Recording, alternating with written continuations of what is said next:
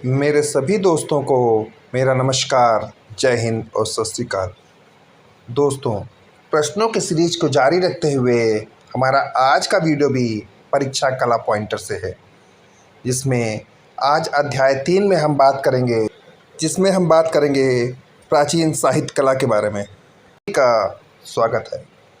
दोस्तों, ये वीडियो उन सभी छात्रों के लिए है जो UP TGT, PGT, DSSB, KVS, NVS जैसी परीक्षाओं की तैयारी कर रहे हैं। क्षय वृद्धि पर चर्चा करने वाली प्राचीन कृति का नाम है नाट्यशास्त्र। किस पे? क्षय वृद्धि पर चर्चा करने वाली प्राचीन कृति का नाम है, क्या है? नाट्यशास्त्र। अगला है, लाफिर के अनुसार भारत में चित्रकला का जन्म कहाँ हुआ था? तो दोस्तों, लाफिर के अनुसार भारत में चित्रकला का जन्म दरबारों में हुआ था। कहाँ हुआ था? दरबारों में। अगला, अश्वमेध यज्ञ के समय श्री राम ने किसकी स्वर्ण प्रतिमा बनवाई? प्रश्न देख लिए, ऐसे हो सकता है। अश्वमेध यज्ञ के समय श्री राम ने किसकी स्वर्ण प्रतिमा बनवाई या निर्माण कराया? तो किसकी बनवाई थी उन्होंने? सीता की। और किसने बनाई थी? मैंने। अगला है, वेदों की संख्या 4 होती है। कितनी होती है वेदों की संख्या? 4। कलाम, प्रवर, चित्र, धर्मार्थ, काम, मोक्षम, उदत। ये दोस्तों जो श्लोक है वो चित्रसूत पुस्तक से लिया गया है। किस पुस्तक से? चित्रसूत। अगला है, चित्रकला का प्राचीन नाम शिल्प है। चित्रकला का प्राचीन नाम पूछा जाए क्या है? तो चित्रकला का प्राचीन नाम शिल्प है। अग्नि पुराण में कलाकार को योगी कहा जाता था। दोस्तों, ये चीज़ ध्यान रखिएगा कि अग्नि पुराण में कलाकार को क्या कहा जाता था? तो अग्नि पुराण में जो कलाकार को योगी कहा जाता था। हिंदू धर्म से संबंधित कला दर्शाती है। हिंदू धर्म से संबंधित कला दर्शाती है कहाँ पर? उदयगिरी की गुफाओं में। किसमें? उदयगिरी की गुफाओं में। पौराणिक रूप से चित्रकला की उत्पत्ति से संबंधित कथा का वर्णन चित्र लक्षण में मिलता है या चित्र लक्षण से प्राप्त होता है। किस चीज़ का? पौराणिक रूप से चित्रकला की उत्पत्ति से संबंधित कथा का वर्णन मिलता है। वेदों की रचना किस भाषा में हुई? तो दोस्तों, वेदों की जो रचना हुई थी वो संस्कृत भाषा में हुई। किस भाषा में? संस्कृत भाषा में। इंडो आर्य संस्कृत भाषा बोला करते थे। इंडो आर्य जो थे वो कौन सी भाषा बोल देते थे? तो संस्कृत भाषा। अगला है, विष्णु धर्मोत्तर पुराण का अंग्रेजी में अनुवाद किसने किया? तो दोस्तों, विष्णु धर्मोत्तर पुराण का अंग्रेजी में अनुवाद स्टेला कैम्ब्रिज ने किया था। किसने? स्टेला कैम्ब्रिज ने।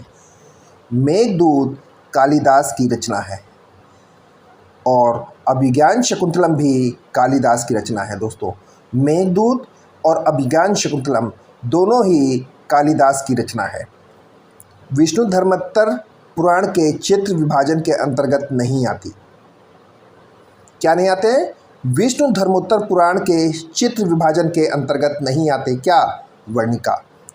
चित्र लक्षण के रचयिता हैं राजा भयजीत या नग्नजीत। किसके? चित्र लक्षण के। देवी दुर्गा महिषासुर मर्दिनी की प्रतिमा लक्षण का वर्णन हमें मिलता है। तो दोस्तों, जो देवी दुर्गा महिषासुर मर्दिनी की प्रतिमा है उसका वर्णन हमें मार्कंडेय पुराण में मिलता है। अगला है, भारतीय ग्रंथ वृहत संहिता के लेखक वारामिहिर हैं। किसके लेखक? भारतीय ग्रंथ वृहत संहिता के लेखक वारामिहिर हैं। अगला है, प्राचीन ग्रंथों का सही कालक्रम क्या है? वृहत संहिता, कादम्बरी, अभिनव भारती और पंचदशी। अगला है, नाट्यशास्त्र में 8 रसों का उल्लेख मिलता है। किसमें? नाट्यशास्त्र में। और ये किसके द्वारा लिखित है नाट्यशास्त्र? भरत मुनि के द्वारा। रस सिद्धांत के प्रसिद्ध व्याख्याकार अभिनव गुप्त हैं। दोस्तों, रस का सिद्धांत जो है वो किसने प्रतिपादित किया? तो अभिनव गुप्त में। संस्कृत मूल पाठ से शुरू होने वाले रस सिद्धांत का विकास नाट्यशास्त्र से होता है। संस्कृत नाट्यशास्त्र पर सबसे पुरानी किताब के लेखक भरत मुनि हैं। किसकी? संस्कृत नाट्यशास्त्र पर सबसे पुरानी किताब के लेखक भरत मुनि हैं। अगला है, कामसूत्र में आलेख की विश्लेषणात्मक व्याख्या वात्सायन द्वारा प्रस्तुत की गई।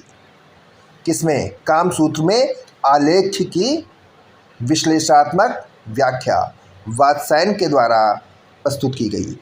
अगला है, ध्वन्यालोक आनंदवर्धन द्वारा रचित है। ध्वन्यालोक किसके द्वारा रचित है? आनंदवर्धन के द्वारा। अगला है, भारतीय चित्रकला की विशेषता अंतःकरण की प्रेरणा से है या अंतःकरण की प्रेरणा है। क्या? भारतीय चित्रकला की विशेषता। कला शब्द का सर्वप्रथम प्रयोग ऋग्वेद में हुआ था। दोस्तों, ये प्रश्न कई बार पूछा गया है कि कला शब्द का सर्वप्रथम प्रयोग कहाँ हुआ? तो ऋग्वेद में। चित्र लक्षण की रचना की गई नग्नजीत के द्वारा। अगला है दोस्तों, विष्णु धर्मोत्तर पुराण गुप्त काल का है। कब है? यह विष्णु धर्मोत्तर पुराण की रचना कब हुई? तो गुप्त काल में। आचार्य भरत मुनि के अनुसार रसों की संख्या 8 है। कितनी है दोस्तों? आचार्य भरत मुनि के अनुसार रसों की संख्या 8। शिल्प रत्न के लेखक श्री कुमार हैं। शिल्प रत्न के लेखक कौन है? तो श्री कुमार। नाट्यशास्त्र के प्रवर्तक आचार्य भरत मुनि हैं। रसमाला सोमेश्वर द्वारा लिखी गई।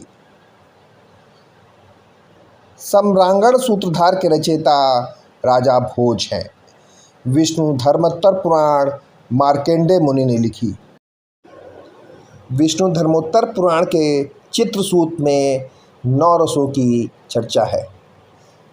अगला है, कामसूत्र के रचयिता वात्सायन है। अगला है, वात्सायन कामसूत्र में 64 कलाओं का वर्णन है।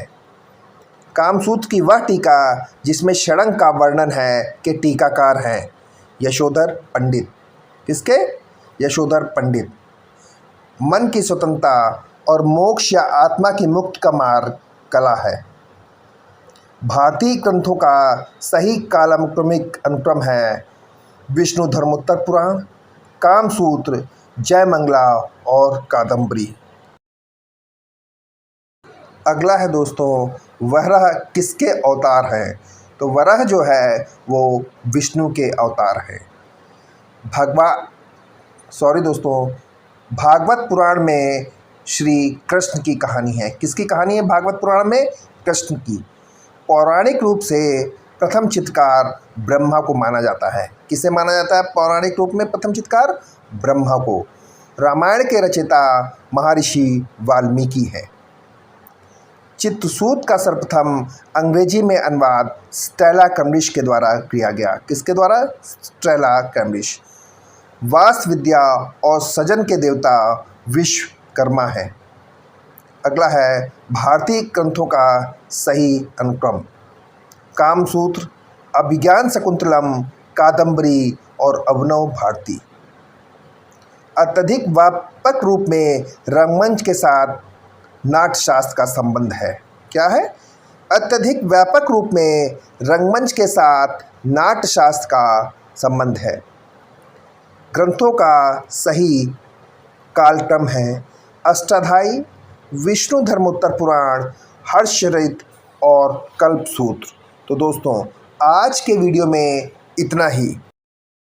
दोस्तों, मेरा कल सुबह का वीडियो सौंदर्य शास्त्र से संबंधित रहेगा, जिसमें आप सभी का स्वागत है।